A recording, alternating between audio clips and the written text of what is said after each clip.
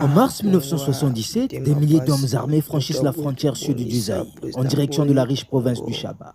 Ils avancent vite, trop vite même. Mobutu, l'homme fort de Kinshasa, vacille. Les villes tombent les unes après les autres, et dans la panique, un mot ressurgit, liberté. Ce n'est pas une simple rébellion, c'est un retour. Celui d'anciens soldats exilés depuis plus d'une décennie. Les Tigres du Katanga, bien décidés à en finir avec le régime de Mobutu. Mais cette guerre ne se joue pas uniquement entre Mobutu et les rebelles du FLNC. Dans l'ombre, d'autres forces tirent les ficelles.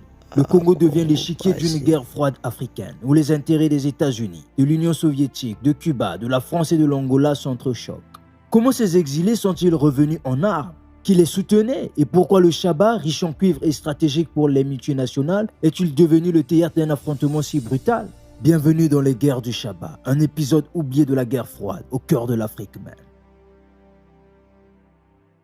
Le 11 juillet 1960, à peine 11 jours après la proclamation de l'indépendance du Congo, Moïse Tshombe, alors président de la province du Katanga, prend la parole à la radio. Dans un message retentissant, il déclare unilatéralement l'indépendance de sa riche province minière. Après le soutien massif de l'Union minière du Haut-Katanga, Tshombe crée un État parallèle. Il bat sa propre monnaie, érige les institutions et fonde une armée, la redoutée gendarmerie katangaise.